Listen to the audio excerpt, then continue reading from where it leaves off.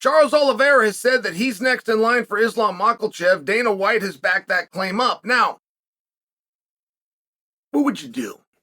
It's very difficult to discount Charles Oliveira. You've got the usual suspects, right? You got Benny DeRouche, you got Justin Gaethje, you got Dustin Poirier, stud, star, star, star. We all understand all of those things. Charles Oliveira and those three athletes have something in common. Not only has Charles fought all of them, not only has Charles beat all of them, Charles finished all of them. It's a very difficult thing to get around. Now, Dustin Poirier is not making a claim. He is not making a rightful claim or a push to get himself in there with Makhachev. I think that Dustin has a right to. It got revealed to us a week ago that Dustin Poirier was called and asked, would you fight? I guess I can't call it an offer. It's more of an ask. Would you fight Islam in 11 days? It would appear that the UFC was just trying to get a pool of guys together before they then formed their decision. But either way, Dustin was called, and Dustin did say yes. And the relevance to all of that is there wouldn't be a reasonable conversation you could have. There wouldn't be a reasonable argument. All we're doing is making arguments here, right? There wouldn't be a reasonable argument where if John Morgan is in the audience and he asks that question of Dana White, and Dana White pushes back and says, hey, wait a minute, Dustin lost his last fight.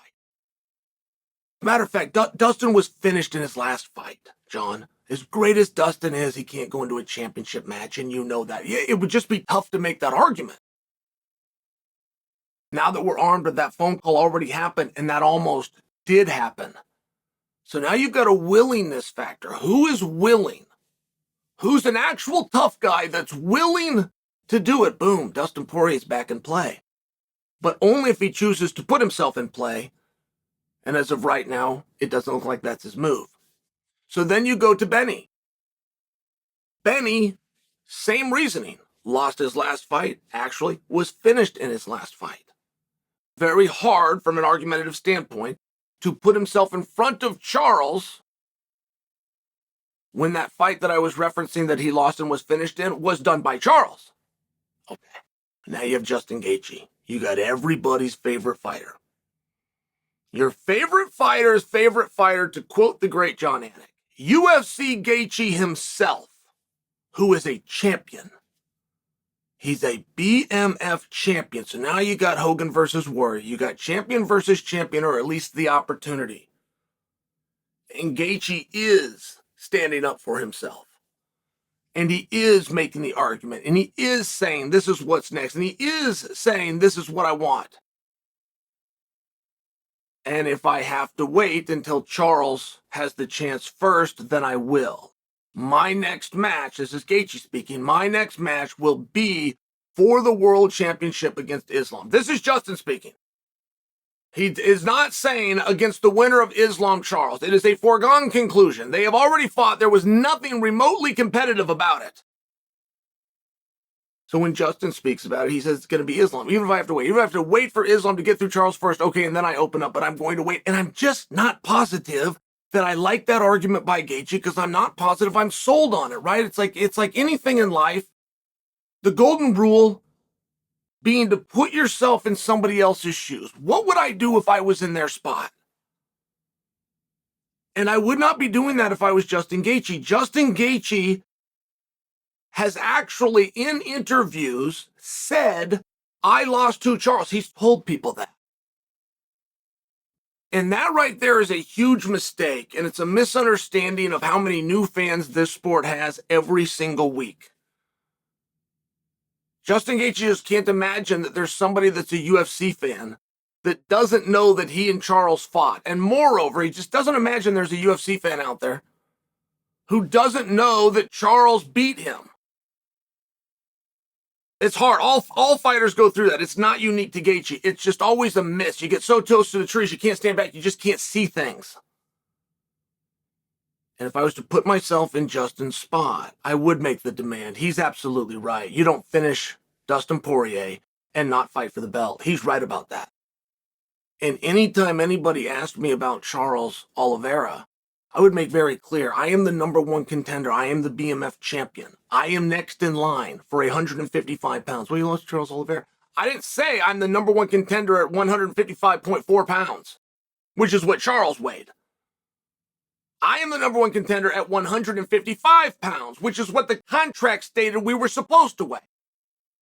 So if you want to bring in an argument of a guy who cheated, violated the contract, lost his belt, even though he didn't lose the fight, that's the guy you want to put in? You want to put in a guy who lost his belt to a scale? You want to put a guy in who got a scratch and didn't go and do a fight, who 3 times told the world he's not going to do a fight? You want to put a guy in front of me who didn't fight me at the weight class we're discussing? I'm the 155-pound number one contender. You lost to Charles. I lost to Charles at 155.4 pounds.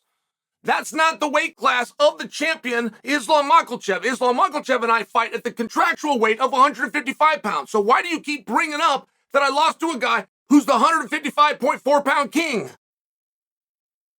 I think it's a compelling argument. I also think it's the truth. Justin Gaethje was at Fight Island in person. Justin Gaethje showed up to a fight that ended up being Volkanovski and Islam. The guy who had a contract to show up to the fight didn't even show up. He wasn't even in the country, wasn't even in the continent. Not to mention, somebody should inform him it's not a 155.4-pound fight. It's a 155-pound fight. Here's your hat, what's your hurry? That's the argument I would make. I would make it defiantly, and I would make it aggressively. It's a battle right now for the hearts and the minds of the masses. And whoever gets the hearts and the minds of the masses is going to get the fight. I tend to believe it's going to go exactly like Justin Gaethje said. Charles, followed by Justin. I do believe that. But I also believe that with the assumption that we constantly get reminded isn't true. Whether it was 2 weeks ago with Paulo Costa, whether it was 2 weeks ago with Charles, whether it's 3 weeks from now with Jon Jones, whether it's 3 weeks from now with Stipe Miocic, we constantly get reminded that things happen. And every day that goes by that Justin Gaethje is not in the ring with Islam, it lessens the chances that that will happen. It ups the odds of an injury that throws that whole thing off, of an illness that throws the whole thing off. Khabib Nurmagomedov himself, out of absolute nowhere, grabbed a microphone and retired.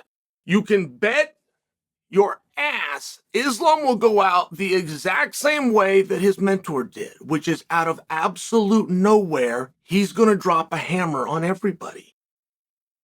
So if Justin Gaethje is to stand down out of sportsmanship, and what difference does it make anyway? I want to fight Islam next. I am going to fight Islam in my next fight. What difference does it make? Well, it makes a big difference. If somebody gets hurt, if somebody gets sick, if Charles agrees to a fight, you've got the history of Charles Oliveira of missing weight and or as of now, pulling out due to paper cuts. So are you going to be aware of that history when Charles signs a contract? Are you yourself going to go into training camp knowing it is more likely than any other weight class that you will be called upon for an opportunity, or are you going to wait, let that date subside, and go to a different date? I don't know. I'm just asking the question. But so often in this world, and more often in this sport, you will get what you ask for. If Justin Gaethje asks that he gets dibs after Charles goes, he's going to get that. No matter how many times you get a more reasonable person like Chael to come in and say, no, Justin, hold on a second. You're the number one contender. No, I'm not. I lost to Charles. No, excuse me. The contendership and the rankings are done in weight classes. You did not lose to Charles at this weight class. That is fiction. That did not happen. You and or the scale and or Arizona took the belt away from Charles. That is what happened. You were not stopped and you were not defeated by a guy in this weight class. You are the one that stopped Poirier at this weight class. You're the one that made events and stopped Fitzaev at this weight class. What has Charles done at this weight class? Moreover, what has he done to you at this weight class? Because it's this weight class we're arguing about. And you'd have a very different conversation. You'd have a very different outlook from Justin Gaethje. And at the end of the day, with all of the arguments, and Charles most certainly has his, and it appears that he has a blessing of Dana White, and I'm screaming about nothing over here. That is what it appears. But the reality is you get what you ask for. You don't get anything else. And Justin Gaethje's statement that you don't stop Poirier and not fight for the belt can hold up against any scrutiny that anybody wants to oppress it with.